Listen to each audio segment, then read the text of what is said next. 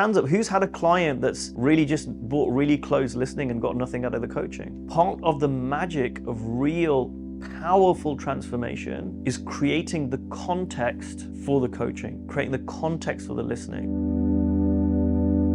Runs a leadership institute, and it's filled with leaders, corporate leaders, business owners, and he invited me to come in and speak to his group for 2 hours. And I spoke about listening in a way that I've never spoken about it before. It just occurred to me in the moment, and I'm going to repeat the exercise over here because I think it speaks to what you're talking about around being masterful and having humility. We're just going to create a scale. We're just going to make it up.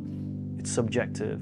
But let's say 10 out of 10 is the highest listening you could possibly bring for any human being. There's somebody that you would listen to in a way that you wouldn't listen to anyone else. And it could be a family member.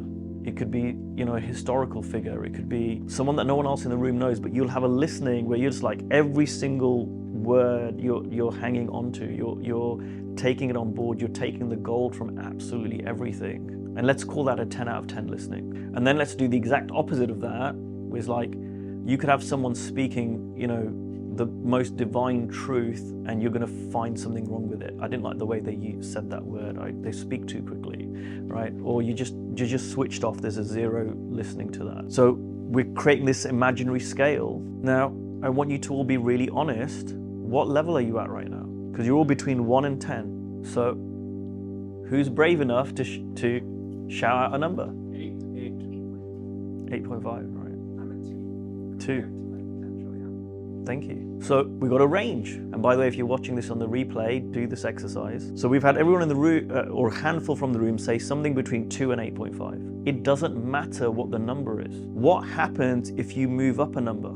If you're a 2, what happens if you go to a 3? You grow exponentially. So if you want to be in this space of how can I own my gifts and have this kind of humility, it's like increase your listening. And this is actually a perfect example for all of you. When you're with a client, and it could be in a group or it could be one-on-one, requesting or creating the context for listening, it's not about you. See, some people hear it as that. Oh, what, Kush, you want us to listen to you like you're some kind of messiah? God, you've got a big ego. It's not about me. You've paid the money. You've flown over here or driven or taken a train, whatever. You've all put time, energy, effort, and money to be in this room. And we talked about ROI already today. What happens if you drop down a level of listening? What if you were a 5, what happens if you go to a 4? Do you get higher ROI or lower ROI? So if you are willing to increase that level as high as you can, as best as you can, it's not about me, you will get a greater ROI.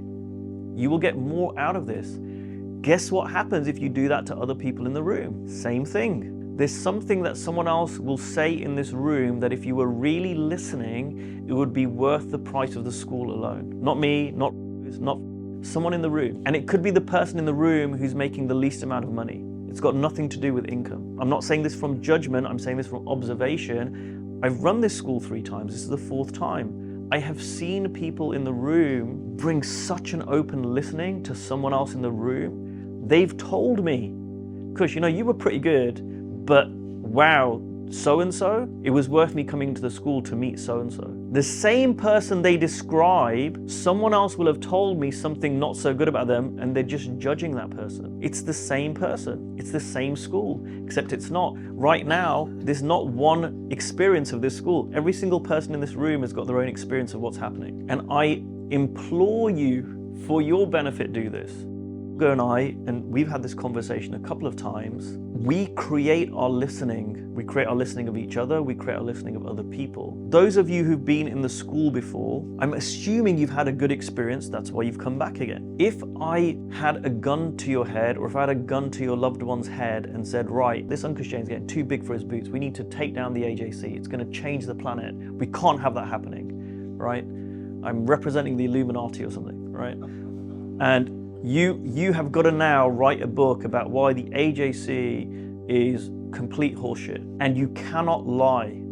You can only use facts. You cannot lie at all, not one little bit.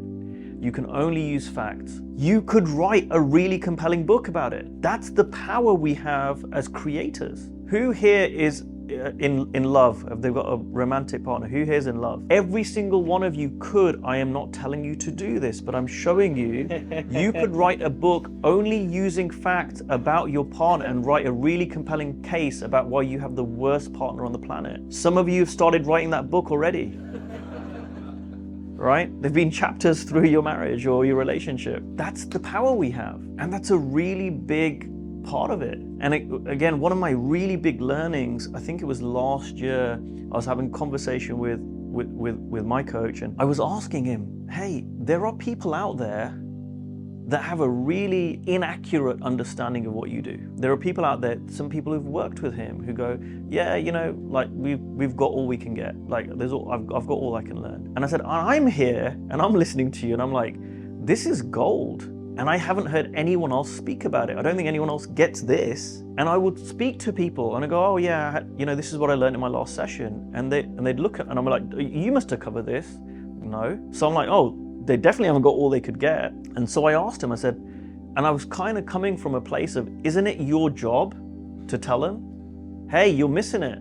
You're this powerful coach. You call people out. And I'm thinking, why is he not doing that? And he said something to me which really was like surprising and has been very powerful. He said, people are so powerful that if they think they've got all they can get from me, they've got all they can get from me. And what I heard him say was, hey, I'm pretty good and I'm pretty convincing, but even me, I can't break that. So this school is going to be amazing, in my opinion, and I think hopefully for most people in the room. And there's going to be someone in the room it won't be, because you're going to create it that way. So don't create it that way. Don't be that person. And your clients will do this to you. Hands up, who's had a client that's really just bought really close listening and got nothing out of the coaching, right? If you've been coaching, we all had that experience. Part of the magic of real powerful transformation is creating the context for the coaching, creating the context for the listening.